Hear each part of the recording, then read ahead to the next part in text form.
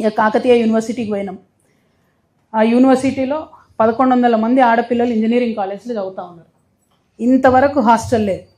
నేను మళ్ళీ నాదే ఎగ్జాంపుల్ చెప్తాను, ఎందుకంటే నేను చెప్పిన కదా, నేను నిజామాబాద్ దాటనియలే. అక్కడ కూడా నేను అడిగిన నువ్వు నిధులు ఇవ్వలే, అయినా నేను ఊరుకోలే.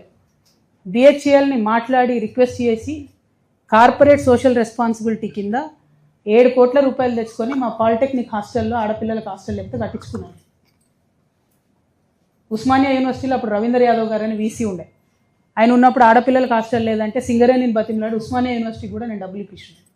నాకు నిజంగా తెలియదు కాకతీయ యూనివర్సిటీలు ఇంతవరకు హాస్టల్ లేదు ఆడపిల్లలు, కానీ ఖచ్చితంగా ఎవరి కాలైనా పట్టుకొని డబ్బులు ఇప్పిస్తుంది ఏదో ఒక కార్పొరేట్ సోషల్ రెస్పాన్సిబిలిటీ కింద. నిజంగా సిగ్గుపడాలి. వరంగల్లో ఉన్నటువంటి మంత్రులు 2 ఆడబిడ్డలు ఉన్నారు, సమ్మక్క సారలమ్మలాగా సీతక్క సురేఖక్క 2 ఉన్నారు. దయచేసి రిక్వెస్ట్ చేస్తూ ఉన్నాం మిమ్మల్ని, ఏదన్నా చేయండి. మీరు 1100 మంది ఆడపిల్లలు ఇంజనీరింగ్ కాలేజ్ చదివే పిల్లలు యూనివర్సిటీ బయట ఉంటున్నారు, వచ్చి చదువుకుంటూ పోతున్నారు. దయచేసి వెంటనే హాస్టల్ కన్స్ట్రక్షన్ చేయవలసిందిగా నేను రిక్వెస్ట్ చేస్తూ ఉన్నా.